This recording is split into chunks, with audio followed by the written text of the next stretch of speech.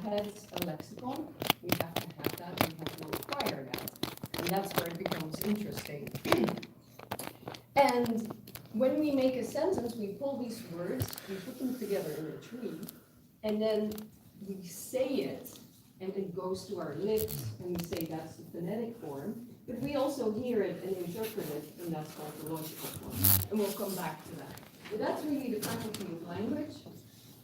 Early models said that, so for one child has this universal grammar, UG, in their heads, and they hear a particular language. That's the experience. They have to hear it by age 11, by puberty. Otherwise, they don't get it.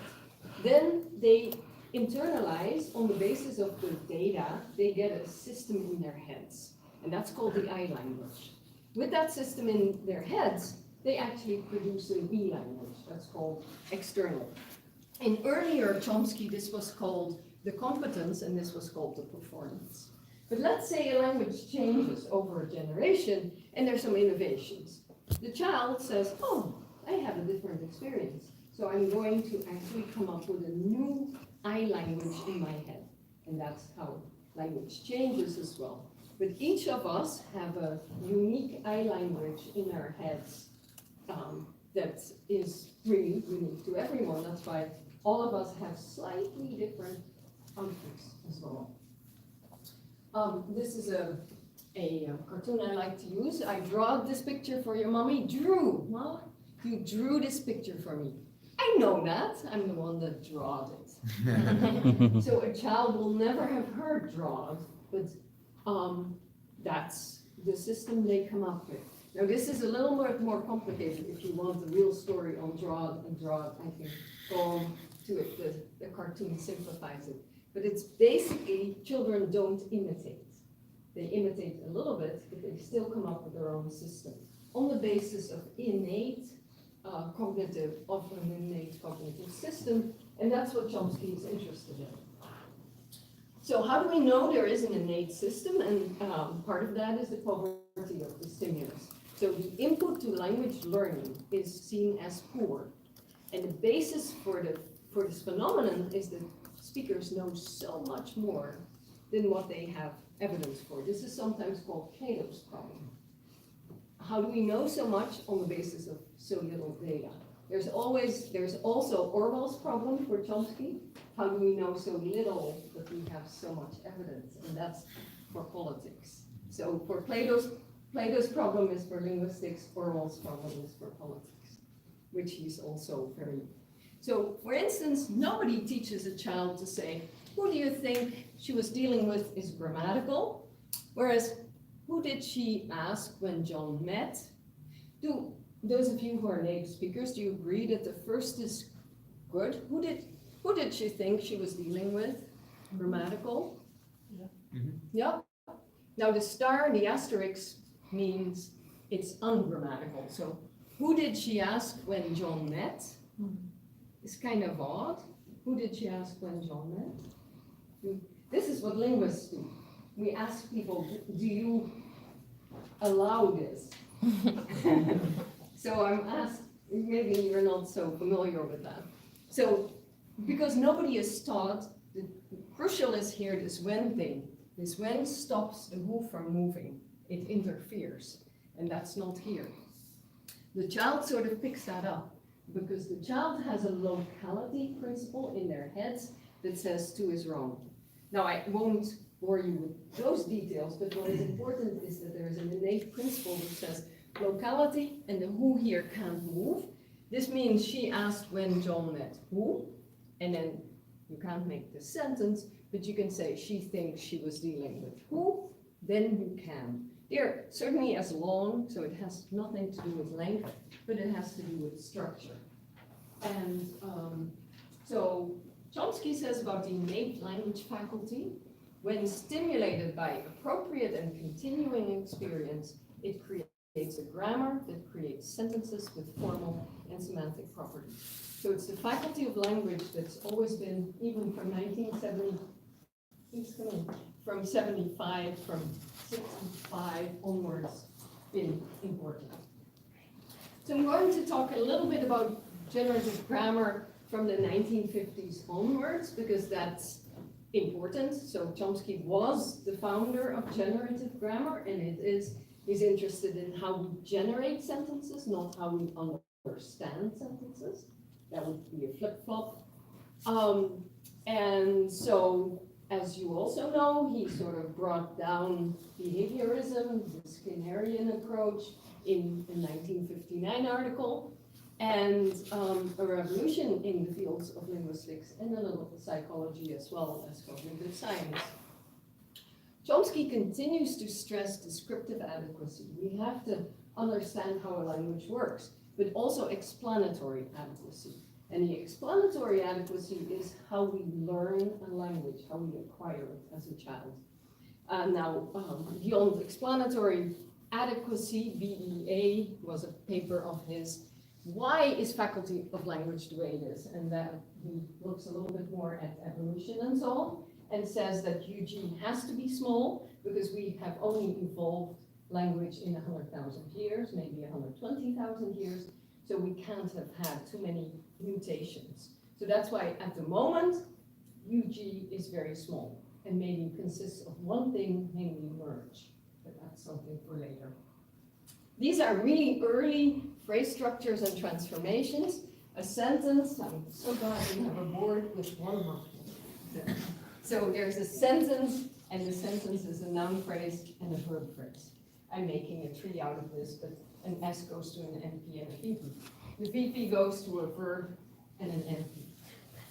These were the early trees, and for most syntax people, they're kind of ugly trees, but that doesn't matter. And then we had transformations that said, if you had NP1 and a verb 2 and a 3, if I wanted to make it into a passive, if I say, she ate pizza, and then I wanted to make a passive, I would take 3 and I would put the pizza was B, and then 2 and EN and by 1.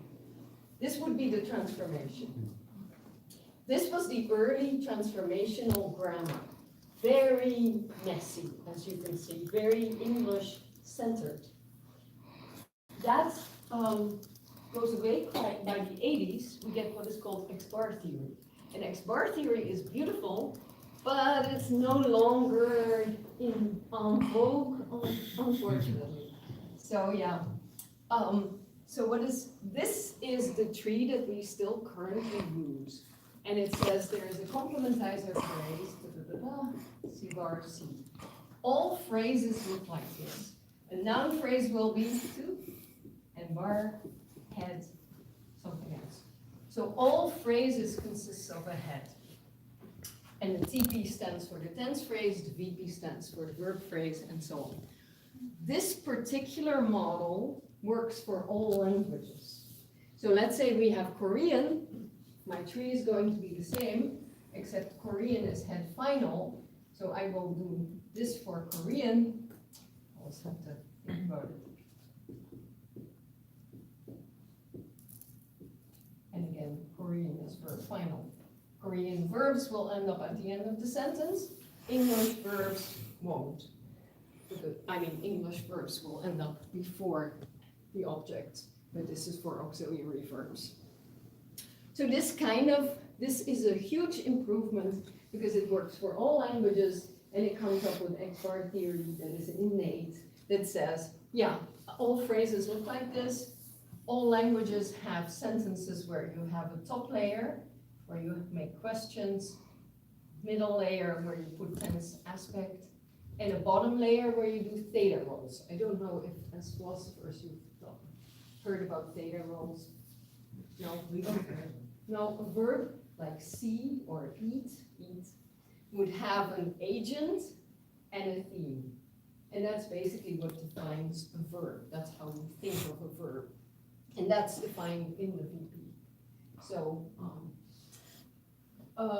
at the moment, Chomsky doesn't like trees anymore.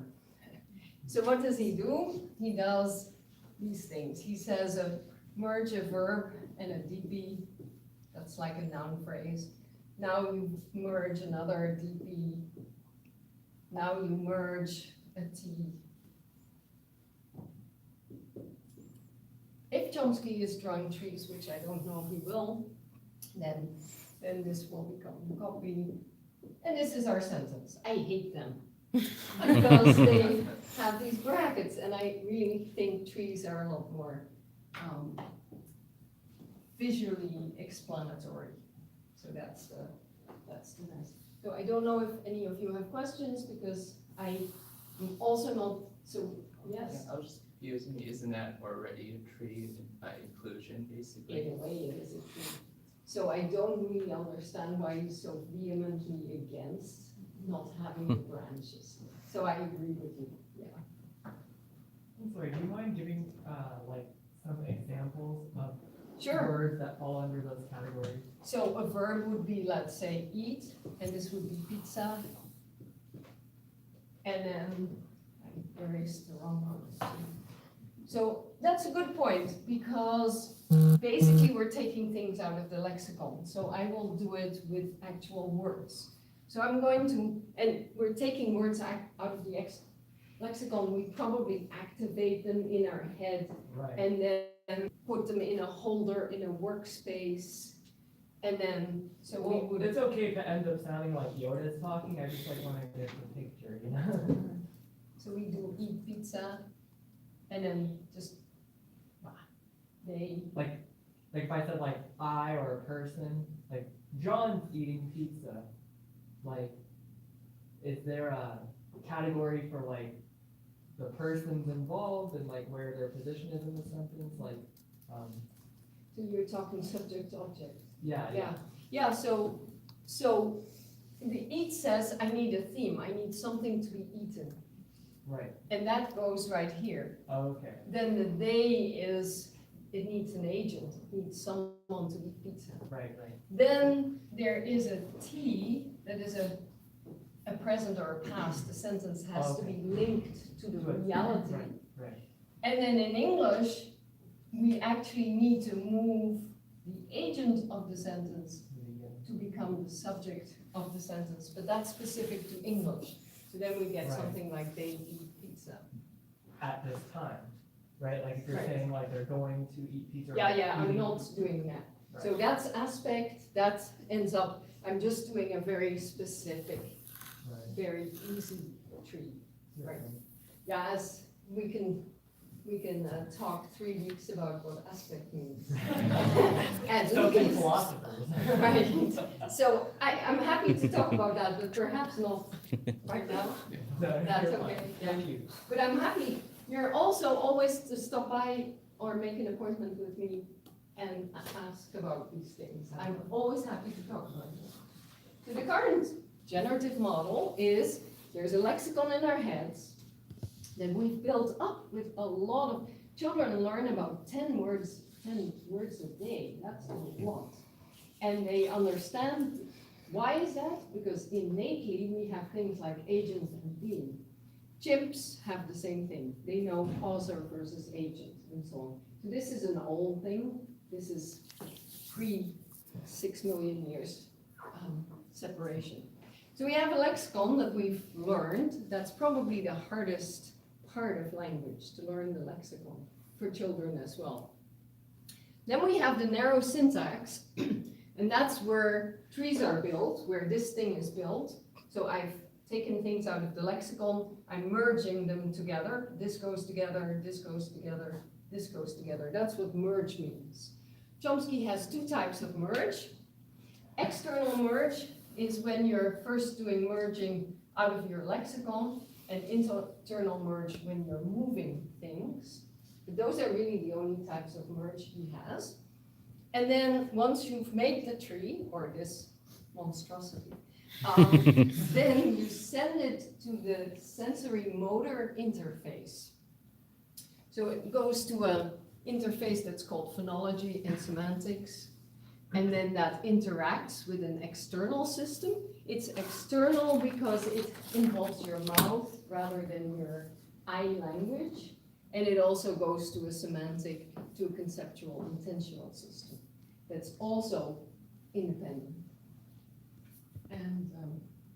So then, how does that work in a tree? We have a verb phrase. Many buffaloes live in this room. Linguists always have strange sentences. Philosophers do too, with swans and so on. Mine are usually with elephants, but so these features, this is the meaningful part, the VP, the verb phrase. So buffaloes live in this room, and buffaloes have third-person features and plural features with them. They come probably out of the lexicon. We have a T, a tense, that needs to have a relationship. That's how you get agreement. Many buffaloes live rather than lives. So you do feature checking and so on. So that's part of how you build a sentence, how you get the morphology in. But we won't talk about that so much. So the current phase of generative grammar, so we had transformational generative. Then we had, I'm probably skipping something, principles and parameters. Then we had lectures on government and binding, so government and binding model. Then we had some other, and now we have minimalism. So for minimalism, we want to reduce universal grammar. So earlier there were parameters in the syntax. So we would say, oh, Spanish is pro-drop. A child will have, as part of their innateness, whether the language is plus pro-drop or minus pro-drop. That was the parameter. A child will have a parameter whether verb is first or last. And with that, I mean, for it, there are languages where you say I, him, she.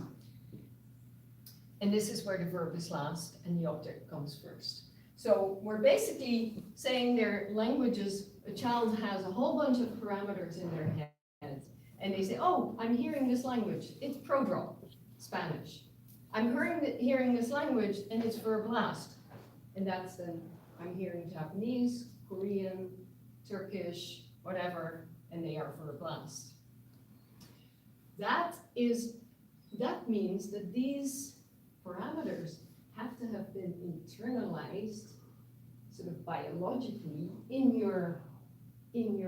that's too specific. And Chomsky realized that. So at the moment, the only variation that is between languages is really in the lexicon, and that's by means of features. So the only way languages differ is by means of features. And so, Spanish has gender, English doesn't really.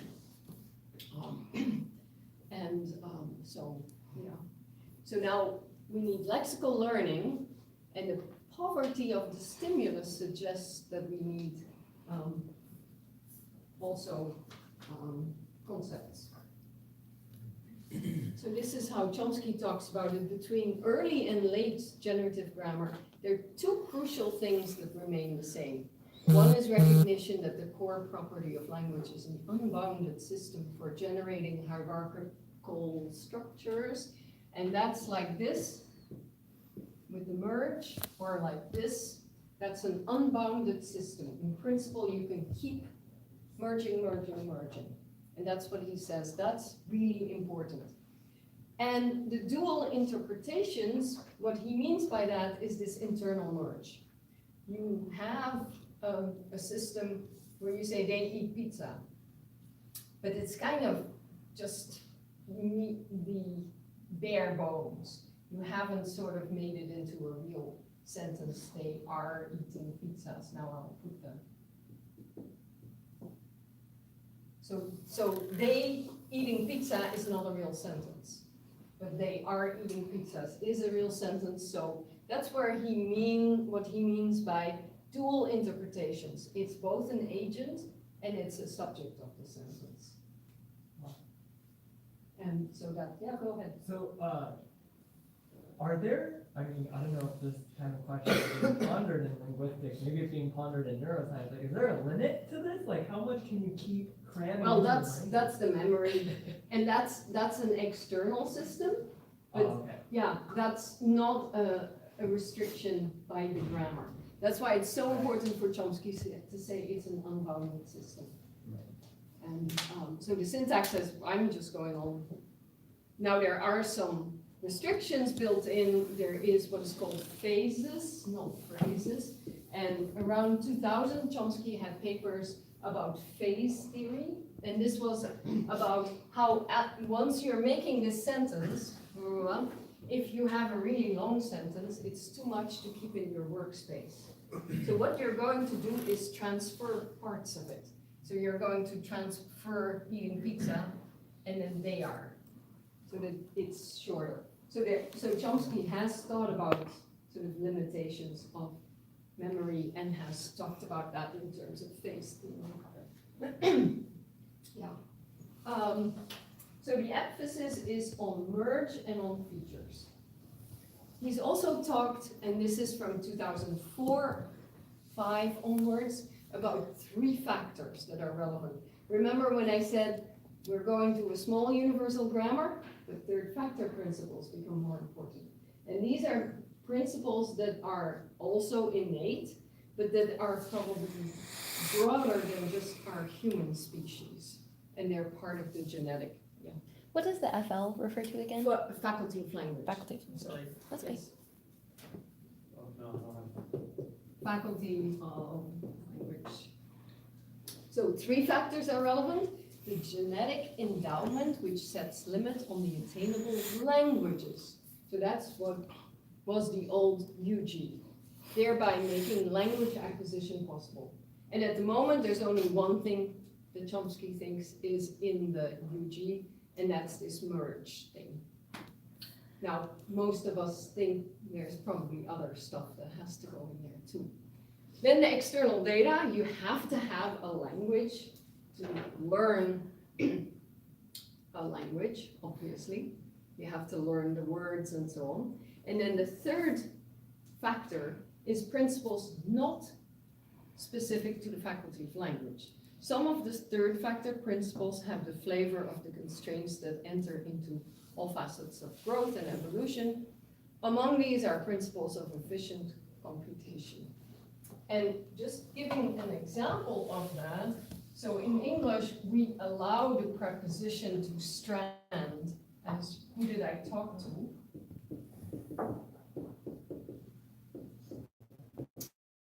Bar, still, swim, some of those. I've made it into elephants. So why is one wrong? The uncle of Obama voted for himself. There are some psychologists, and I just used a president because otherwise nobody knows who is voting for himself. Why can't himself go with Obama? Because that would be fine if Obama voted for himself.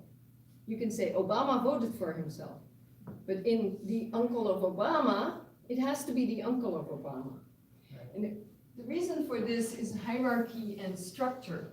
So the structure of this sentence would be the uncle of Obama. So Obama is here, and the uncle is what is called a determiner phrase. And this determiner phrase, C commands a, you just have to believe that this is the correct.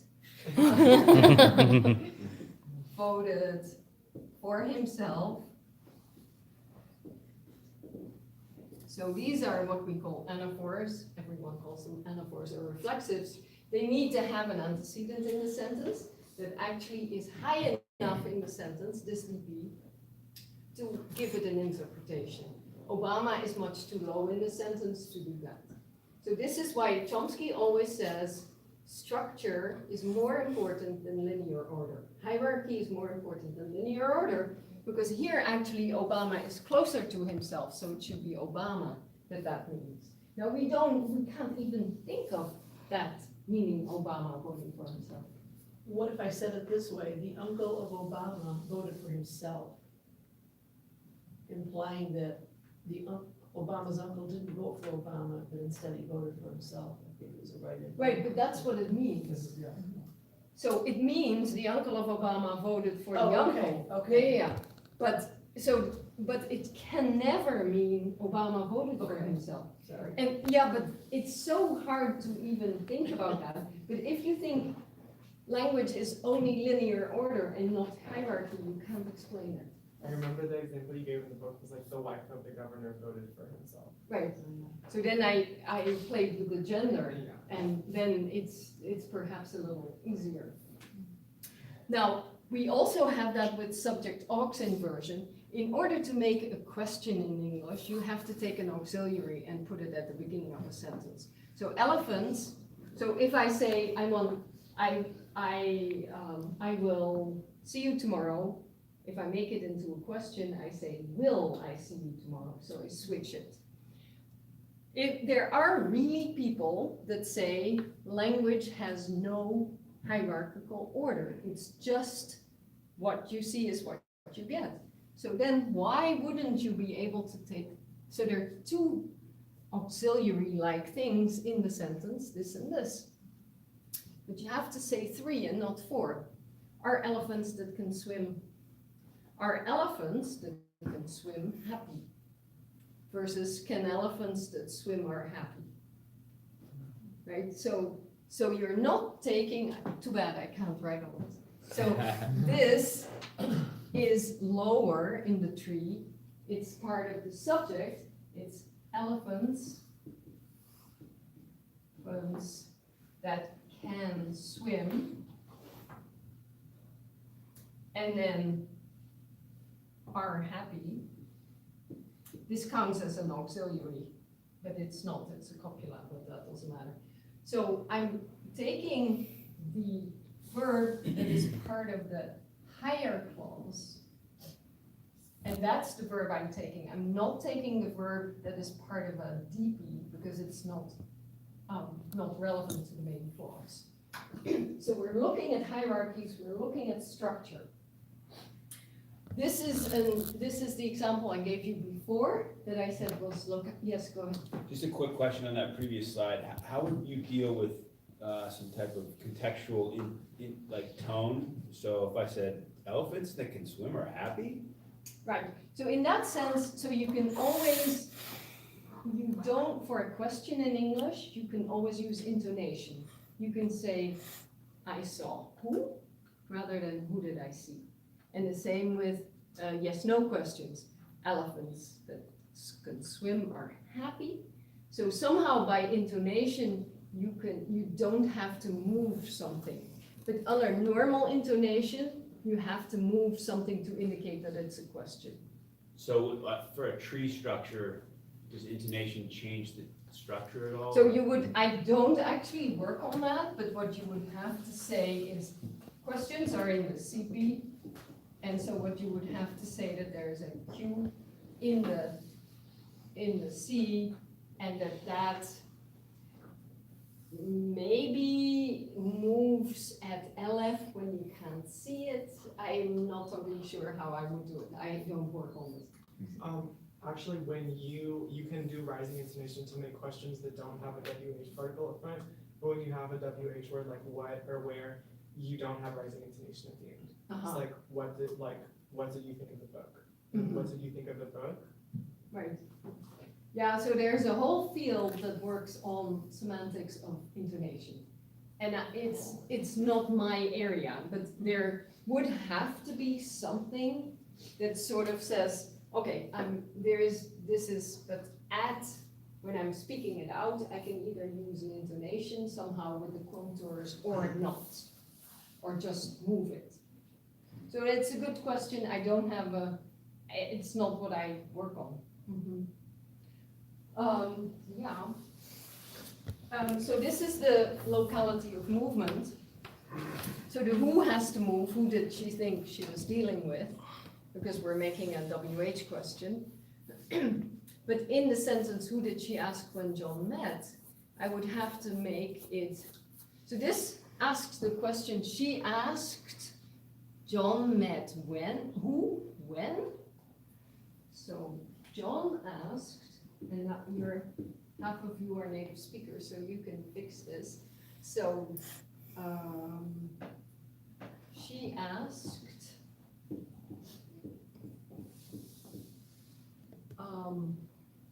John met who when? So I can do that strange intonation. She asked John met who, when? So how can what would I have to move to make this an okay one? I could say, when did she ask that John met who? Who did she ask that John met when? None of them are good with two WHs because they they interfere with each other.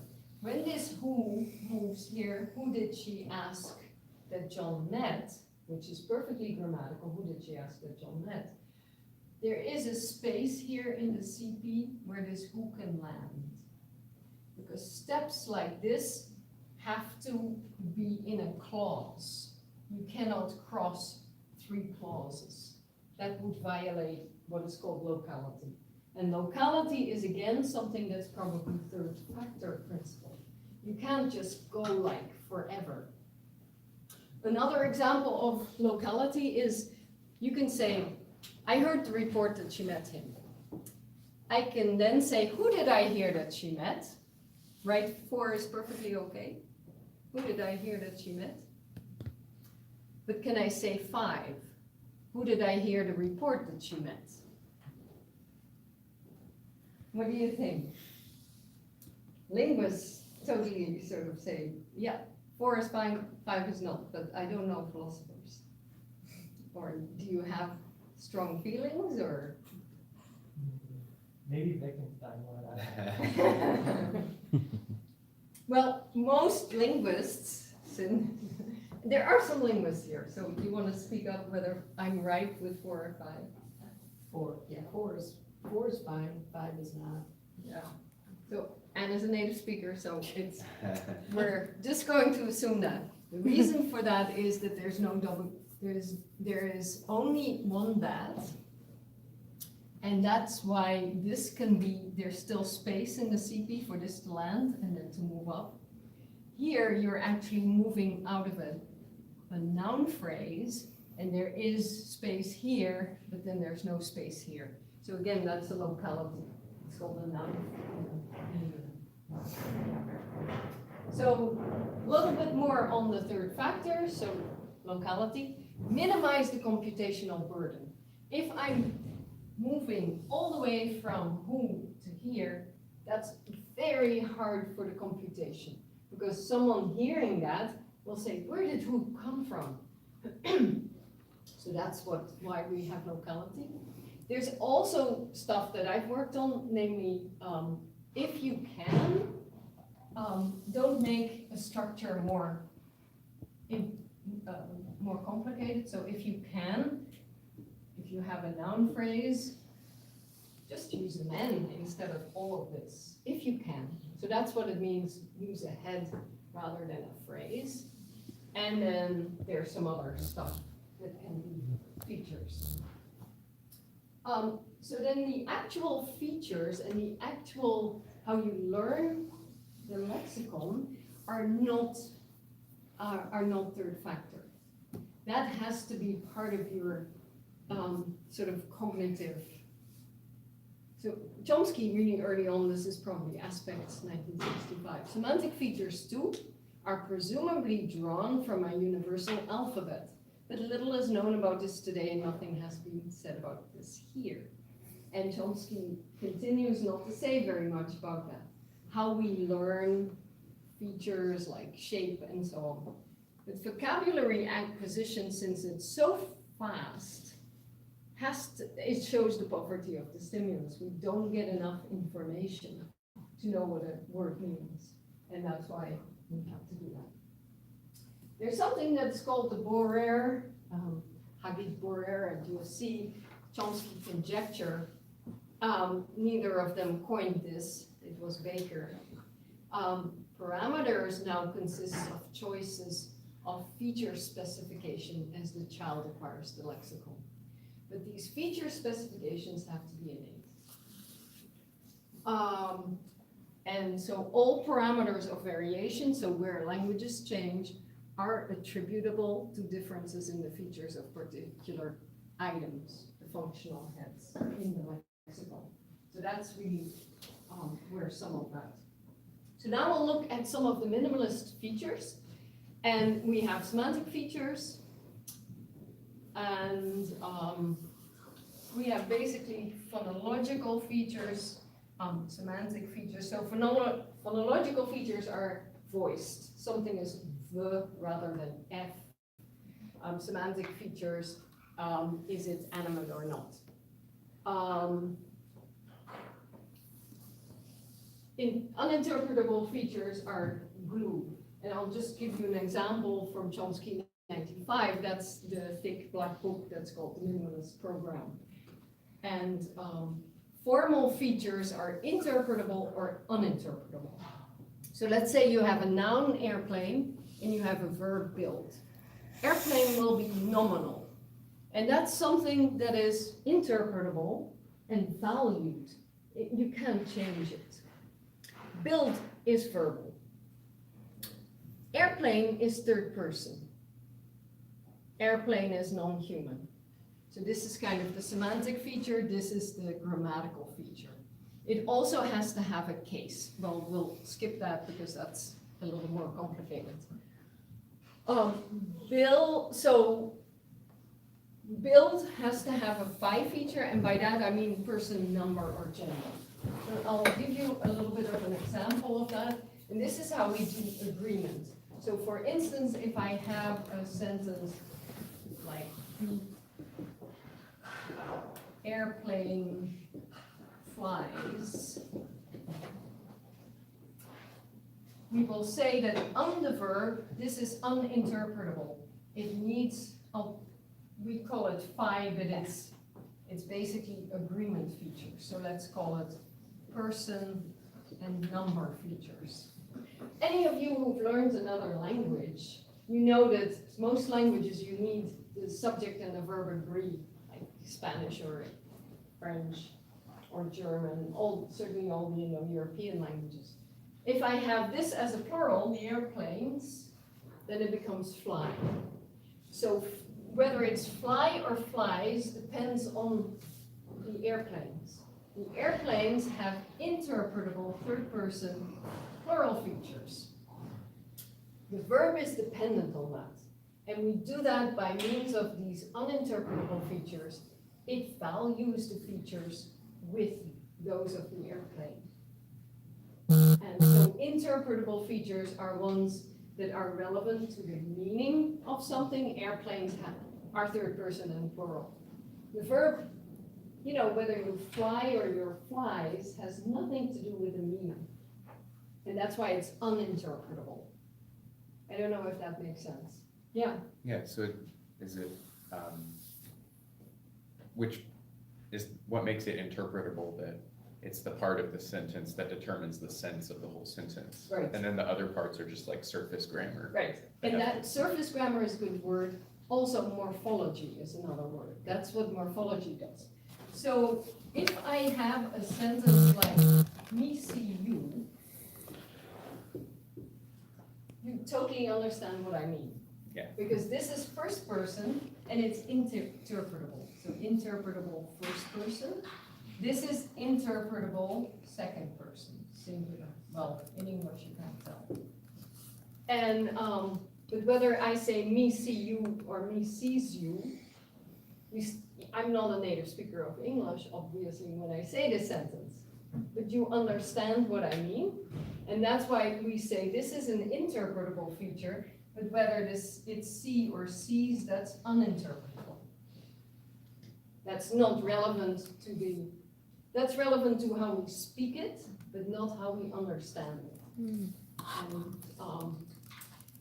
And yeah, actually in language change, what happens is that semantic features, like something is negative, I failed to see it, is negative. They gradually can become grammatical and uninterpretable features. So there is a way, but maybe we'll get to that, maybe not. So the importance of various features, Chomsky, 65 again, lexicon, contains information about phonology, semantics, and syntax. So again, he's always had that, but only since 1905 did he talk about the uninterpretable and interpretable features. features. In 95, 30 years later, he talks about semantic, phonological, and formal features. And so sometimes he talks about uninterpretable, unvalued, intrinsic, optional, so there's a lot of terminology. Okay, so this is again the same, a little bit more detailed. So let's look at categories and so again the same cartoon. So humans and non-humans are excellent at categorization. Prairie dogs have colors and shapes and size. So words are not the problem. And that's the poverty of the stimulus. Kids acquire these words because we have concepts in our heads, and that's what they do. What is the problem here? Drew versus drawed. And I think English should get rid of strong verbs. We were trying to do that around 1200. It's true, around 1200 most verbs were disappearing. Children spend a lot of time learning this. It's useless as far as I can tell. It's actually the same with the C's and the C. This should have disappeared a long time ago, because in English we require pronouns. These are the interpretable features, but the S on the verb is uninterpretable, not at all relevant. Yes. So when you say that this is the problem and that we should get rid of it, do you mean we should get rid of our concept of that being correct or incorrect, or do you mean we should just? That's what linguists say. Okay, Yeah. okay.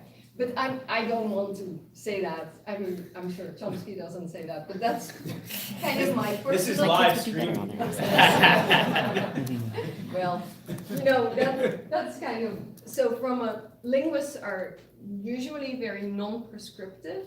So they say yes, society requires you to say, I see you.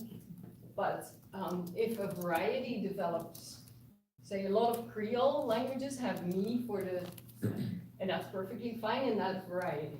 It actually makes a lot of sense. It makes no sense linguistically to keep both I and me, or from a functional point of view. Is some of that just social? Like, it seems like a lot of language communities tend towards efficiency, but there's a pull to do it the right way. Like if you want to be high class Right. or have So a that's status. social, has nothing to do with the innate system. I think if we had let English sort of run its course, we would not have S anymore. So there are varieties of English that have I sees, you sees, he sees. And there are varieties that have I go, you go, he goes. But having the third person S really makes no sense in English anymore. Some varieties of Spanish are developing obligatory pronouns rather than leaving the pronoun out. And they are also, you're seeing that in those varieties you get less agreement on the verb. So it's, yeah. And that ultimately has to do with this interplay between uninterpretable features and interpretable features. If you let languages just develop, these will disappear. And yeah. So there is a semantic and formal overlap, and I personally think that semantic features can actually become grammatical features. And so Chomsky has also talked about that. Radford has also talked about that. So the uninterpretable features are learned very late by kids. And it's basically, that's why kids say things like, me see you. They don't bother with the uninterpretable features, because that's really learned very late. So as Radford says, you have to start with the interpretable ones, and then the children see, oh, this verb varies with what this is. So that's probably an uninterpretable feature. So this has to check with something. And yeah. So if features are innate, then we need something that is the feature economy, because children will have innate semantic features, and they use them for formal features, for this interpretable and uninterpretable. And then the child says, oh, I see something changing on the verb, depending on what's the subject. There are two of those. So maybe one is uninterpretable and the other is interpretable. So that may be how children learn this.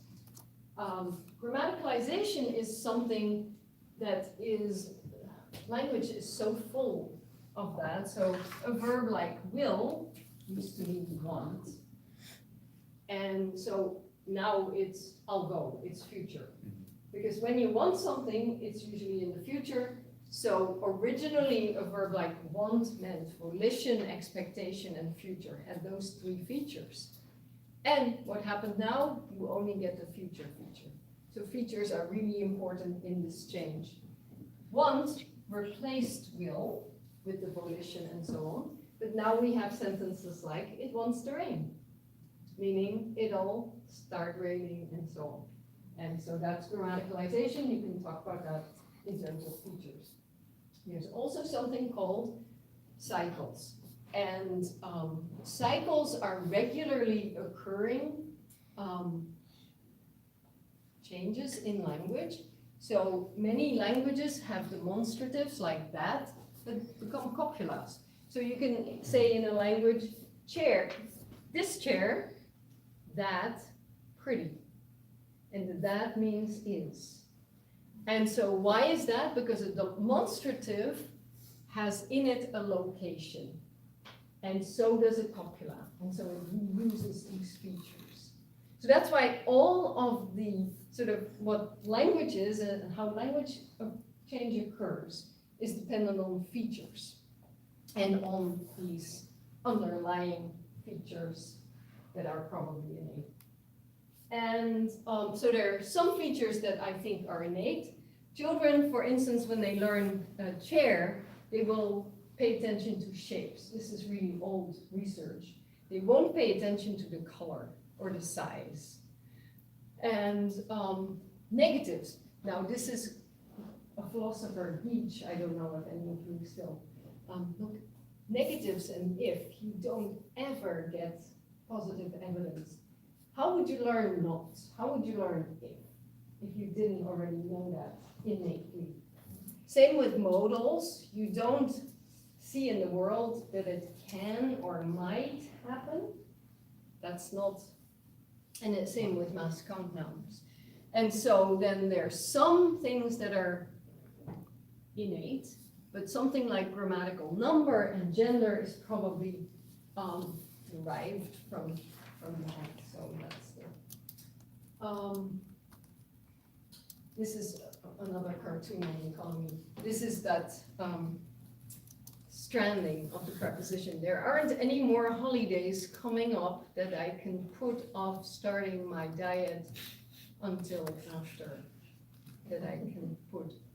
This is what is called preposition stranding, and also not allowed in prescriptive grammar. This is another really interesting change. So what's for breakfast? Eggs. Oh, good. How would you like yours cooked? Yes, please. I would like that very much. This is a recent change in English. How used to be only a manner, adverbs. How would you like to do it? In the frying pan. Then it becomes a degree. How would you like yours cooked? And that's what she means. Well cooked or not. So it's manner, degree. And what is it now becoming? How would you like yours cooked? It's a yes/no marker. Would you like yours cooked? And across lots of languages do this. And this is an example of what children say. So you would like your eggs cooked. How? This would still be using the cooking pan. So, but you would move it to the front. How would you like your eggs cooked? The child hears this. How would you like your and it says, maybe that's just a yes/no marker. And that's how you get these kinds of. How many of native speakers actually accept this? How would you like your eggs cooked? Yes, I would like them cooked. None of you. You do. Yeah. Good. That's great to me. What? That's all Greek to me, I would never. You've never? I would never think that's a yes, no more. It would It would depend on the intonation, But- yeah. The tone doesn't exist. Right, so it is actually, so this is from a corpus, it's the corpus of contemporary American English. Paul said, starting would be a good thing to do. How would you like to begin? I think this means, would you like to begin? You know, you could say it another way, like, instead of how would you like your eggs cooked, do you understand, how would you like to go to the movies tonight? Mhm. Oh, yeah. I would. Yeah. Yeah, and not by car or by on foot. Yeah. Just would you? Right. You wanna go. Oh, Yeah, So we have the intonation question, and here it looks like there's the pause does something, right? So if you said, how would you like your eggs, comma, cooked, then Right. that makes sense. Here, Right. because you have two sentences right, but starting. you would don't think, actually, how there would is you- no pause there. Yeah, Yeah, so the pause seems to be a big deal. right, but this one crucially has no pause, Right. because with the pause, then it's obvious. How would you like your eggs, cooked or not? Yeah. So then you're already asking that question. So reanalysis is when a child thinks, oh, I'm just going to reanalyze this, not with this long distance movement, that's too much work. I'm just going to say, this how is sitting here, and it's marking a question. And this is what is also called as late merge. You just, the next generation says, I hear, how would you like your eggs cooked? I'm just going to say, it's not moving all that way. It's not a manner anymore, it's just sitting here in the CPU. Chomsky says sometimes things do double duty. Duty as a manner adverb and as a marker of a question. Economy will say, if you can, just get rid of one of the two functions and just have it as a question marker. But, so economy is upwards and towards less structure, and this is what is going, you would like to go how, and that is the manner one. How would you like to go? How would you like to go by car? Would you how would you like to go? Very much. And then yes, no. So it's always those three things. This is Churchill. He is credited as doing this, and I should have swapped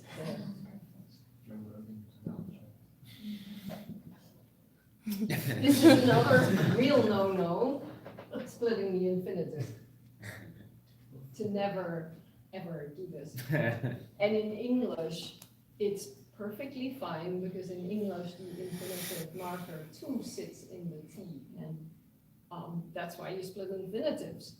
In none of the other Germanic languages do you split infinitives. German, Dutch, Scandinavian languages not, because the language doesn't allow it. It's because English developed modals really early, and that's why we have split infinitives as well. Then I'll sort of finish a little bit with another class of modals. So modal verbs are things like would and can and could. They express uncertainty. Most of you know that. You have all sorts of modality. So there are 9 core ones, and there are some semi-modals, like you have to do it, you ought to do it, he wants to do it. And they're becoming have to, wanna, and gonna, and many more. They're becoming a new class. And this was actually quite early on in the 15th century. You get things like, ye would have taked so sore, I would not have written to you, I should have gotten. So would have taken, woulda, taked, and would not So we actually are getting a new class of modals, such as wanna and gonna. And that's just because native speakers are reanalyzing it. You must have gone, you find all of these in corpora. So when people are saying, well, that's wrong grammar, but that's what linguists are interested in. Sort of how does our internal system react to something like, you must have done it. Well, what's the next stage, do you think? The next stage is you must have done it. You must have done it instead of you must have done it. And so that's what, in a way, linguists are interested in. So I'll stop here and open it up for questions. So basically, John, and you can ask very basic questions. I've tried to give a little bit of a history, going from a big UG transformational stuff to a little UG with third factor principles, economy very important, how that plays out in how we change language as well. So that's that. Yeah, was that?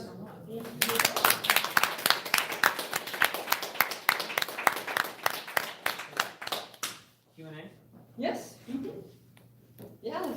So with all the discussion over, what is universal grammar, what is important, how we understand children acquire language, in your opinion, what should we put the most emphasis on for second language learning children? To me, it sounds, from this, it sounds like Second lexicon. language learning kids that are before the age of 10, just give them other kids to play with in that other language, and they will acquire it perfectly, preferably before the age of 4. But, then they'll acquire a second, a third language, depending on, not all children want to do this. There are some motivational factors. Some kids don't want to learn the language of their parents, the second language. But yeah, that's not my area, but it's just sort of common knowledge by linguists that, and you see that in immersion. If you were to move to, let's say, Pakistan, your child would learn Urdu, just perfectly. Yes. Do you mind going back to that slide that said it was like innate and it listed like modals and then said for the not right the This slide one? yeah. So okay, so I have a kind of like a philosophical question so that anyone who has read Immanuel Kant and David Hume, so to say that like grammatical number, like that's something that's acquired, that's because that's more like it's almost like socially contextual. It's like what we No, I decided. wouldn't say socially. It's what the child knowing about mass and count, sort of mass is rice as a mass and a count is the tables. It probably has a sense of that. And then it starts saying, okay, if there is that distinction, then I can also have grammatical number, like for tables, rather than. Right. But what I'm really like fascinated by that section. So modals, like, is that to say that like a child's like modal assumptions are innate? So I would think so. That there's something like ability, uncertainty, possibility. Because how otherwise could you learn that? It's not in the real world. see, okay. I'm interested, the reason I brought up Immanuel Kant and David Hume is that Immanuel Kant, he differentiated knowledge as a priori and a posteriori. And David Hume, I think, if I'm understanding David Hume, I think he made the claim that like causation is understood through experience. Right. So the collision occurs and you just kind of have like the sense of like, oh, like this is what things So could be. David Hume is a famous empiricist. Yeah. And this model is very much a rationalist model. Right. So rationalist models, knowledge is innate, and you construct a model on the basis of that as well as the world. An empiricist model is basically only the world that matters. And David Hume is sometimes misunderstood as being kind of a little bit of a rationalist, but I don't think he was, actually, from the long time ago that I read it. And Kant is more of a rationalist in a way. That's just really interesting. I just like, I don't know, it just makes you think like to kind of, I'm not saying it's wrong like, I'm not saying the linguists are wrong for saying like our understanding of modals or like these innate things, but it makes me think that like the human brain is observing the world in a way that it sees an object and it kind of sees how it could maybe move in space. At least that's how I'm thinking in But terms then- of modals. The world is such a chaos of movements, Sure. and so we're only picking certain things out of it. Say, there is no language that uses color as a grammatically relevant thing. Color seems Right. not to be important grammatically at all. And so there are certain things that modals are really important. So some of these, they have really, yeah. So I work on argument structure, and that's how verbs are classified. And that is one of these where we know that there are only about 8 roles, semantic roles: agent, theme, causer. So causer is really important, experiencer, and so on. And these 8 roles also play a role in how we think animal communication works and how animal cognition works. So that is really something that is a very old part of our brain, let's say. Not mine, I'm avoiding that, but. No, thank you. So just to clarify, I guess, these things, these innate structures, these are third factor? So that is really complicated. So if you go back to that, to what Chomsky says is third factor, where was it? Is that it? Sorry.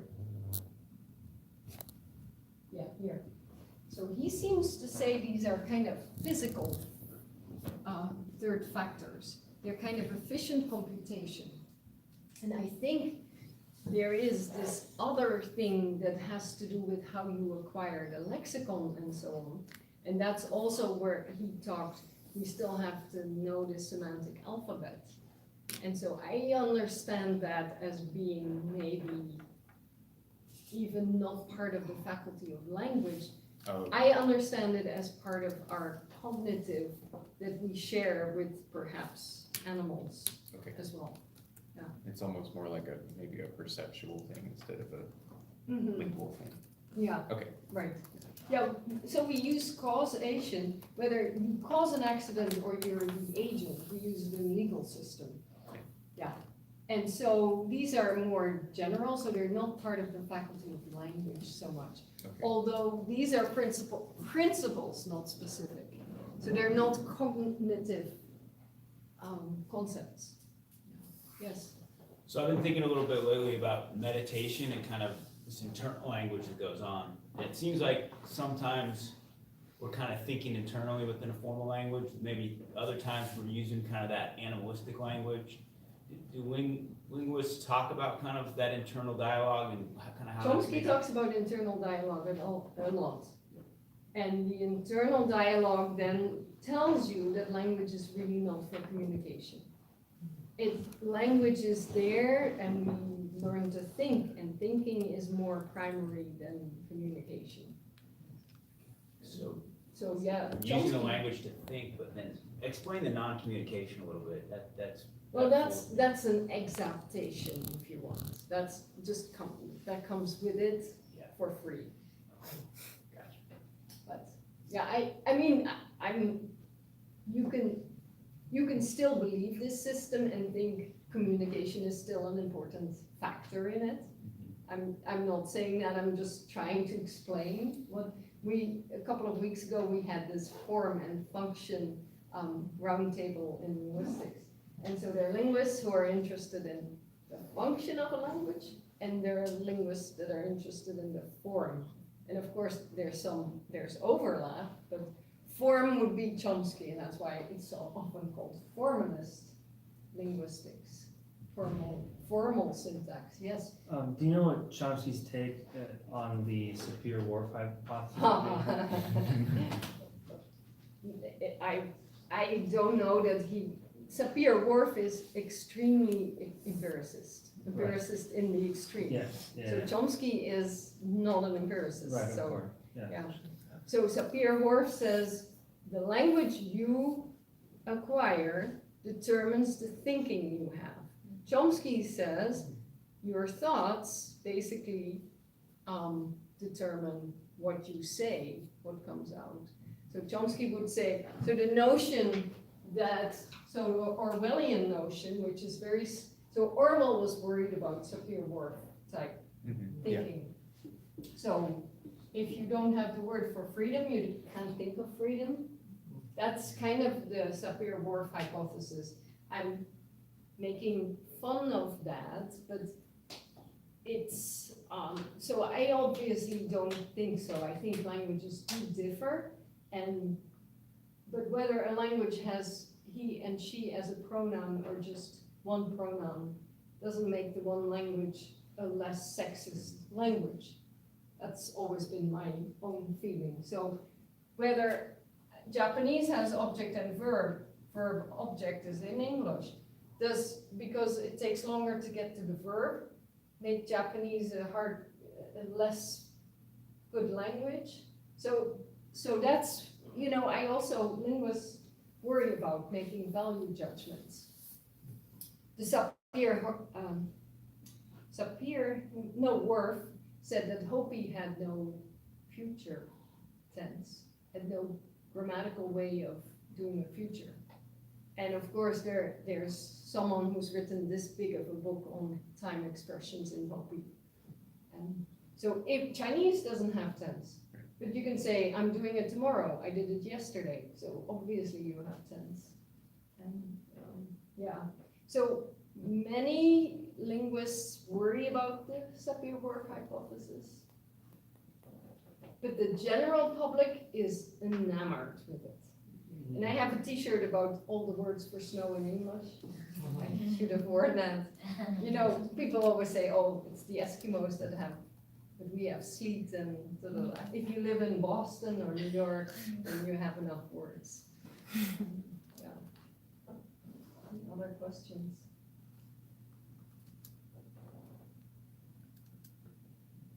Well, I hope it's a little bit relevant to what you never know what Chomsky's going to talk about. He could be talking about reference, because he thinks, oh, they're philosophers, and so he doesn't believe that you have reference to the real world. In that sense, it's all in the mind and not in the world. And so think about that as well. Well, thank you so much. Well, thank you so much.